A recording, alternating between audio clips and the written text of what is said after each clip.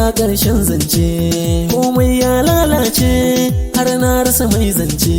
Ku biyo ni miyo zance, za ku ji kome ni zance. Duniya ta lalace, san kai yayi yawa mu kula, dan haka dole miyo kwalla, mai kwalla.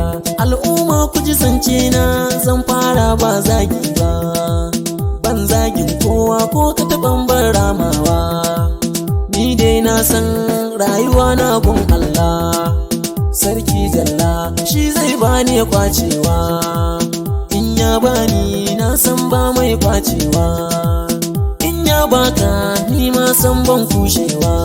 Kowa da raban sa buga a duniya na yau hanga, wancin zai yi kudi ga motan zagawa, ga mata ga gida a gari na haskawa.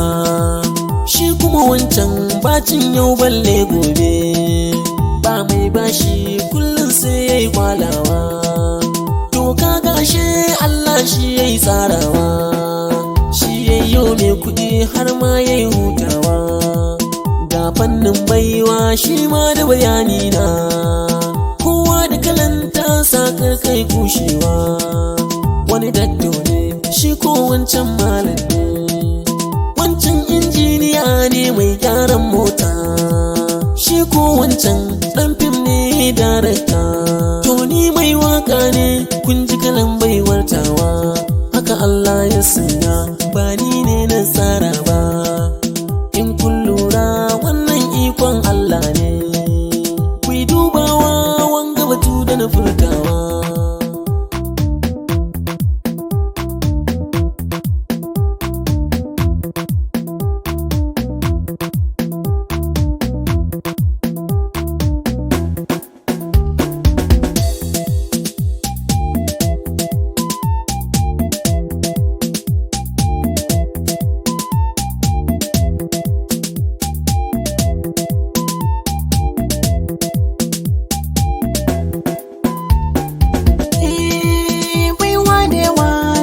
Na gama dubawa, hakuri shi ne komai, mi nazari ne dubawa.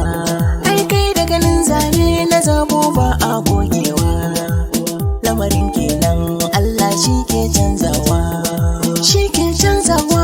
Na kasa sai yayyo zarce, ni ban zagi ba al'umma kun ji ku tantance. Dukkanin wani mai cuta ko kushe bai hindace, to wayya kenan Allah kenan. Shirwa dautan tabara mai alkawari, duk mai haɗama kai da kaji zai yo zari.